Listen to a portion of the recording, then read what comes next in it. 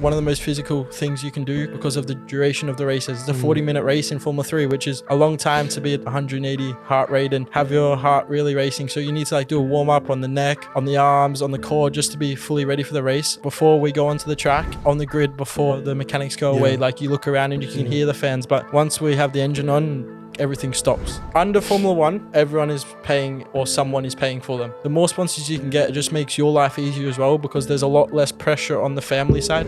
That's the biggest topic of racing and motorsport in general, is at the end of the day, there's kids out there that probably should be in Formula 1 but can't be because they haven't had the budget in the past. So I think at the end of the day, I feel like talent is always going to prevail. Like, you can pay to be there if you want, but at the same time, if you're good enough, you're good enough. For me, this year is about like being on the biggest stage, but at the same time, getting sponsors on board and showing them that I've done this for so long and this is my work, this is what I do for a living, and this is what I want to try and do. If you want to back someone that is willing to do whatever it takes, I'm the guy that's going to put the most effort in.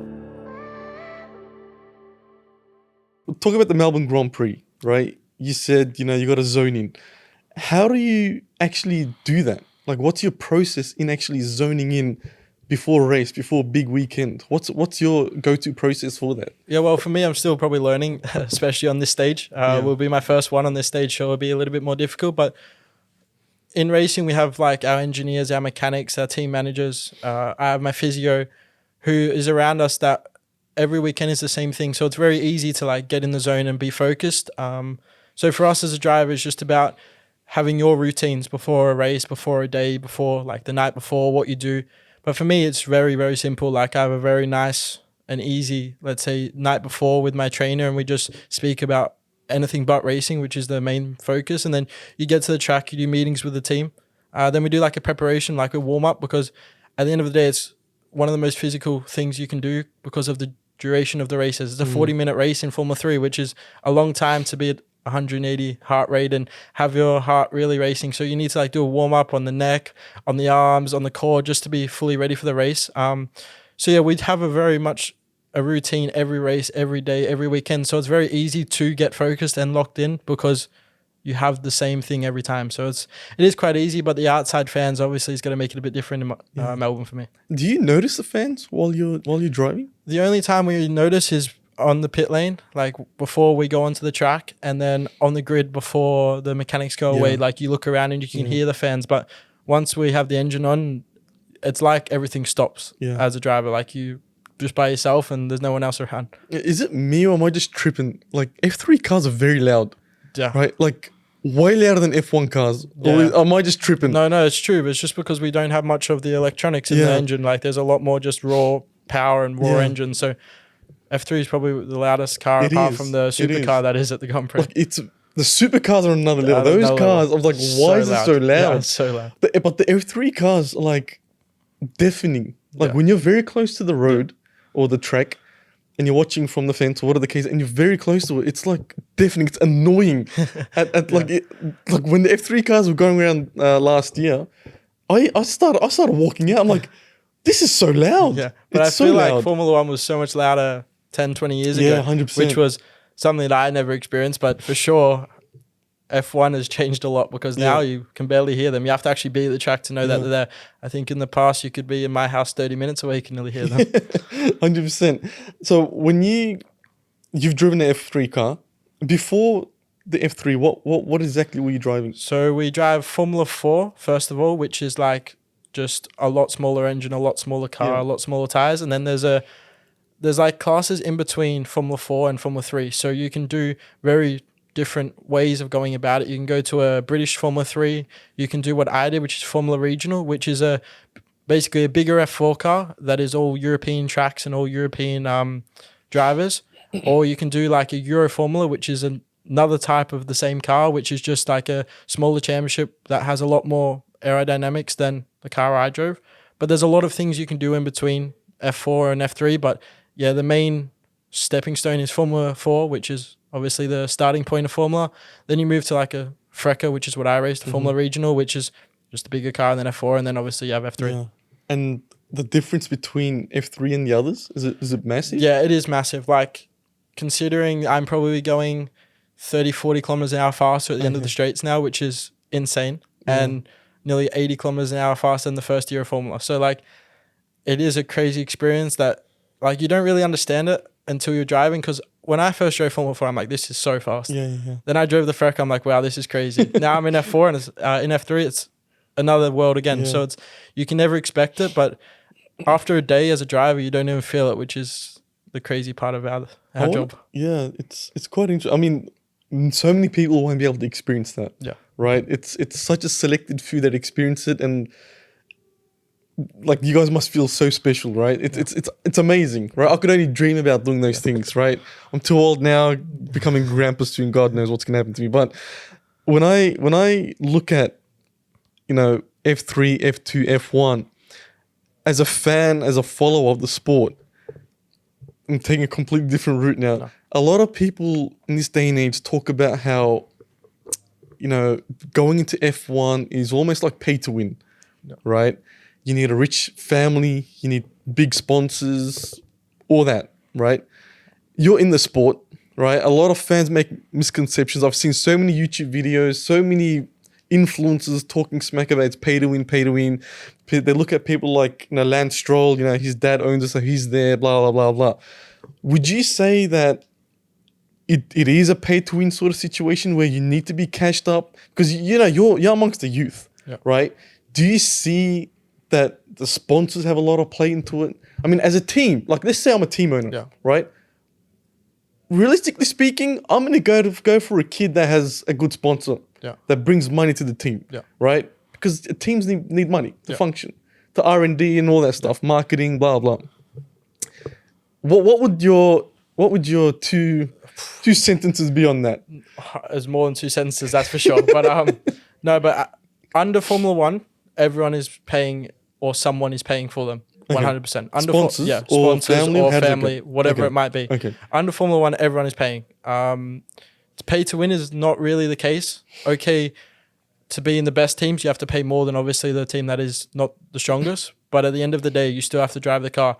Someone like Lance Stroll has won a Formula 3 championship. He's won Formula 4 championship. 100%. So it's like, at the end of the day, it's still, you have to drive the car properly. Maybe you can be in a better team paying a little bit more. But on my side, like my dad has had to put a lot of money in for this year. But in the past, I've had sponsors, which is always helping. And the more sponsors you can get, it just makes your life easier as well, because there's a lot less pressure on the family side.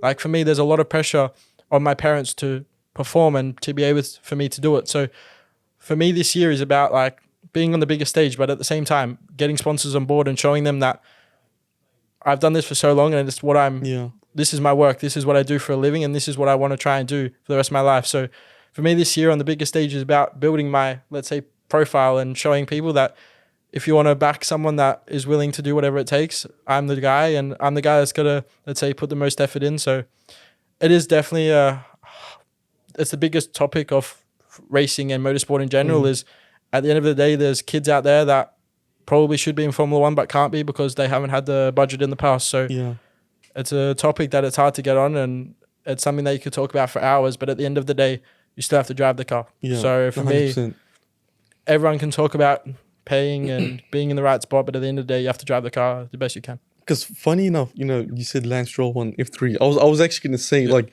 he's a talented driver. It's just, you know, because his dad owns the team, he's copying a lot of slack for that. And I feel for him. No, but right? It's the thing, like, he hasn't done anything wrong. He hasn't, but at the same stage, like, he's good enough to be there on paper. But no one's, like, recognizing that. And that's why you can't be listening to the people that aren't in the sport and don't understand it, because at the end of the day, you can just lose your head, like, from what people say. Is it safe to say that from now on, it's almost like sponsor and money prevails over talent? To be honest, I think at the end of the day, no. I feel like talent is always going to prevail. Like, at the end of the day, Gabriel Portoletto, who is the new rookie driver in Formula 1, he won Formula 3 and won Formula 2. Mm-hmm. No one can deny he should be in F1. Like, that's my whole mindset about the next couple of years of my life is if I'm winning Formula 3 and Formula 2, no one can deny me a seat. So, yeah, at the end of the day, you can pay to be there if you want, but at the same time, if you're good enough, you're good enough. Yeah. When we talk about sponsors, just for my benefit, right? Are those sponsors, like, do they go on the car as well? Or is it like, how does that sponsorship work? As in drive the car? No, like when a driver has a sponsor, does the sponsor like have their logo on the car, or how does that component work? of course, it changes sponsor by sponsor, but like if someone comes on board with me, they will go onto my car for, let's say, a certain price or a certain, I give something back, whatever it might be. But yeah, you basically have them on the side of your car in Junior Formula. In Junior Formula, we have no team sponsors. Like we have a couple. We have I have Richard Mille on my car, and a couple of other French sponsors for the team. But at the end of the day, we're bringing the money for the team, so they don't mind if there's a sticker on the car for you and stuff. So in Junior Formula, you have the car, the suit, the helmet, whatever you would like, let's say. And especially in F3, it's a lot more common to have it on the car because obviously there's a lot more media and a lot more cameras going on. That's so interesting. Right. Richard Mille. Yes. Do you have did they give you a Richard Mille? No, I don't have a Richard Mille, but the team is obviously sponsored by them and they're in like obviously a partnership, but no, I wish I had one. They don't give it to you? They give it to the F1 guys? Yeah, but the F1 guys are at a different level to us. One day, well, that watch is like, anyways, bloody expensive. Yeah. one day, when we talk about ART, a lot of big names have come from there. I think Charles, Lewis, Lewis came from there as well. Lewis did a year or two with them as well. Right, so there's a lot of pedigree coming from this. So you're part of I'd probably say, I don't know, you'd probably know better, and a successful team. Yeah. Right, so you'd probably think that you're.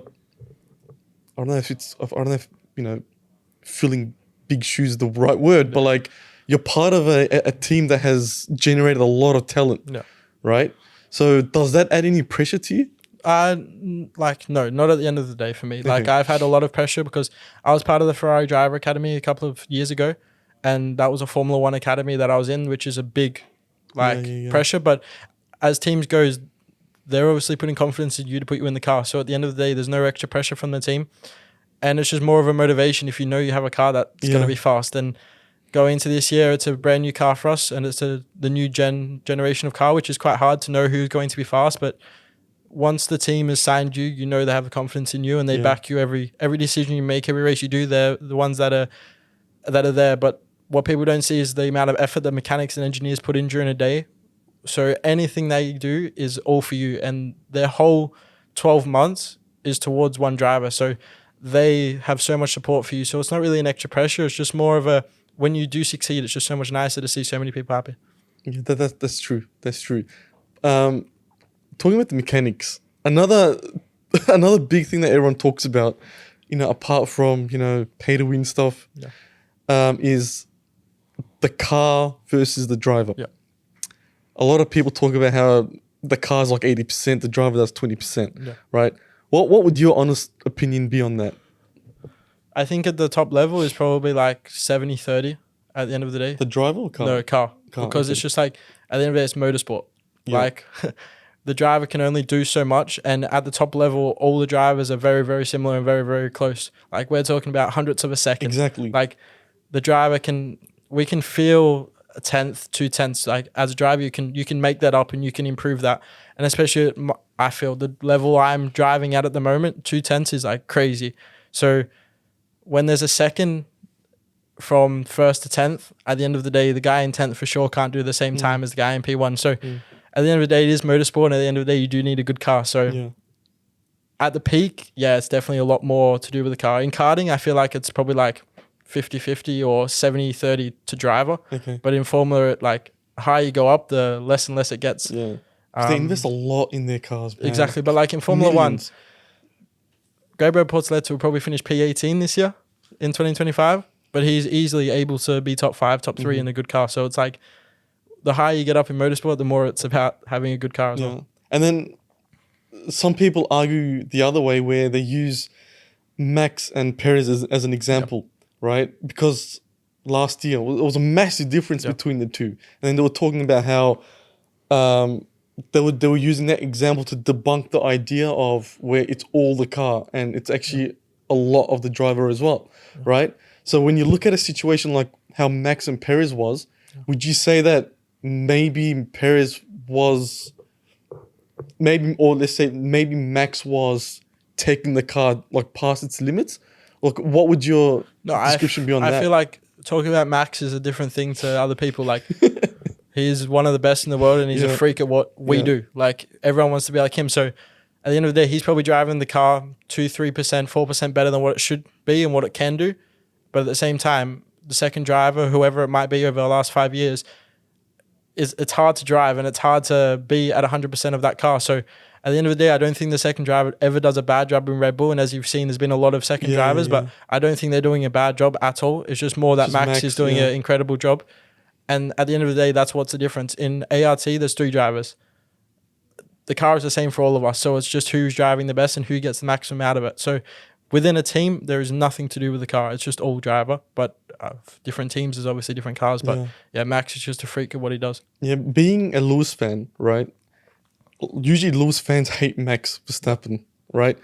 But I've always been the opposite. I think Max is an exceptional driver. I've been following F1 15 years now, for quite some time. I'm not one of those people that became an F1 fan after Drive to Survive. I've been watching it back in Mark Webber days, all those days, right? Like the OG days, right? And when I look at Max, I'm like, this guy has one job in F1. He doesn't care about the glitz glamour. He comes in, just races. He doesn't let anything distract him, does his job, wears the same jean every day, and just comes, races, demolishes, and moves on, right? And I think he's an exceptional talent. It's like a once in a generational thing. So I 100% agree with you. He takes that car over its limits. For sure. And good on him, right?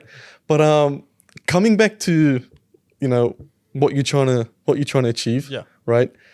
Do you have a mentor? Do you have someone that you look up to? Do you have someone that you want to aspire to be like? What's your situation there? For me, like it's very hard to say anyone in particular. Like we're all different and everyone has their traits and everyone does their things really good. But at the end of the day, I need to just look at who's there now, who is Oscar Piastri, who is doing a mega job in McLaren, and he lives 20 minutes from me. Like at the end of the day, like he's the one that is doing what I did a couple of years before I want to do it. So at the end of the day, he's the biggest influence at the moment. But at the same time, like being Max is all I want to be, is get that feeling in the car that I can drive any car fast, which is what I always try and do. And at the end of the day, there's no like real person I want to aspire to be other than just the best I can be.